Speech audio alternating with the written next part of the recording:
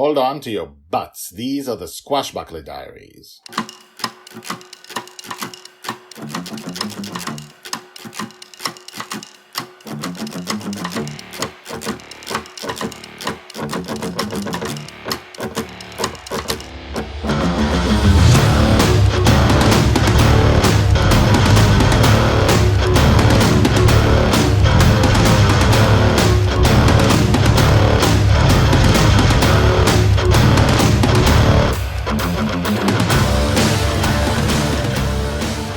Welcome back. My name is Guy Hasson, and you are listening to the Squashbuckler Diaries podcast, the podcast about Joy Shelley, the girl who lives in dreams. And she lives in her father's dreams, and her life is different than yours. She has a life of adventure, because that's what her father dreams about. She has villains. She's in prison, in the belly of the ship, of the flying pirate ship called Bonny's Revenge, where she lives. And the villains are her only company. As we saw last time, she uses that for different things. And they are the only people she can talk to when her father's gone, which is most of the time, because people are usually more awake than asleep. And he's only there when he's asleep, right? It's his dream. So I hope you followed the last two episodes, because this is the third in the series. And I don't want to explain everything every time. So anyway, I hope you're having a fun time listening to this, because sometimes her life is sad, sometimes her life is tragic, sometimes it's adventurous, sometimes it's fun. And, hopefully you've enjoyed the last two episodes, because sometimes they're funny, especially the last one. So let's see what happens today. Episode 115, She Sells Seashells, Part 3, The Nefarious Plan. Joy's age 4.5, told by the Red Dragon. I have a nefarious plan.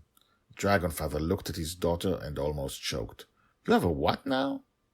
Dragonlil stood in front of him, reaching as high as his belly button, at 4.5 years old, and said happily, I have a nefarious plan. She had waited and waited until he appeared on the deck of Bonny's Revenge. What's happening? Come. She took his hand and began to lead him. My master plan is coming together. Are you serious? She led him to the stairs leading down to the infinite prison in the belly of Bonny's Revenge. Come. How do you know the word nefarious? Sit here on the stairs. I had him sit, as they were both now out of my eyesight.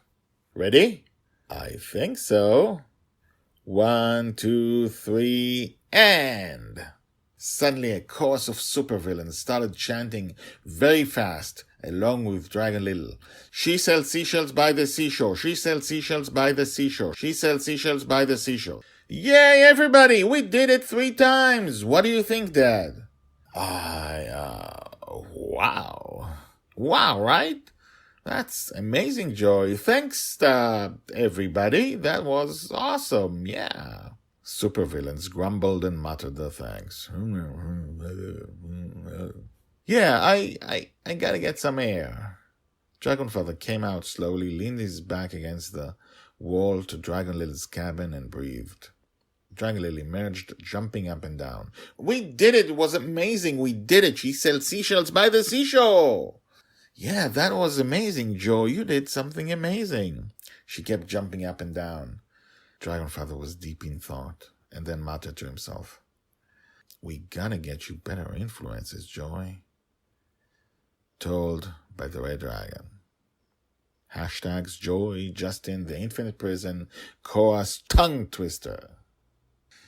And so we see that sometimes, because this is a dream, this is his dream, so he's not fully concentrated the way a normal parent would be. He falls asleep, he wakes up, he dreams of an adventure, he goes to fight with his daughter. Sometimes he makes sure to teach her something, but most of the time they just have adventures.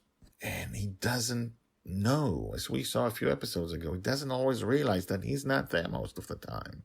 And he doesn't always realize what it means to leave a daughter alone, a small daughter. She's 4.5 years old now, but he's been living her alone since the day, I want to say she was born, but do you know if she was with him when she was born? You don't know. We'll find out. let's call it, since the day she was born, since the day they were together. And that got me distracted. How much do you know? How much should I tell you? So he is alone. She is alone most of the time, and he is awake. And who knows what he does when he's awake? Who knows what he thinks about? But he is realizing that she is with villains most of the time, and sometimes they're not a good influence. On the other hand, 2 episodes ago, she was super frustrated not being able to say it. And not only did she teach herself, she taught the entire course of villains to say it 3 times fast. And that is also part of who she is and part of what will make her a future heroine, right? So I hope you enjoyed this little series of slices of life from her life. And we will have more tomorrow. We have more every day. Enjoy. See you tomorrow. And now the credits. The Squashbuckler Diaries are written and read by me, Guy Hasson. All the tags mentioned in this story are searchable at the website. You can find all the stories there in written form and, in fact, 150 Squashbuckler Diaries more. The Squashbuckler Diaries is the diary of Joy Shelley, the girl who lives in dreams. She'll be called the Forgotten Girl by her father. She'll be a true heroine. She'll change the world. This project shows her entire life from birth to death. Check out the website at guyhasson.com. That's GUYHASSON.com.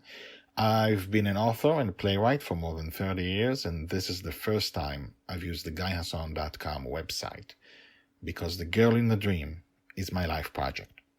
If you have questions, if you want to comment, please do.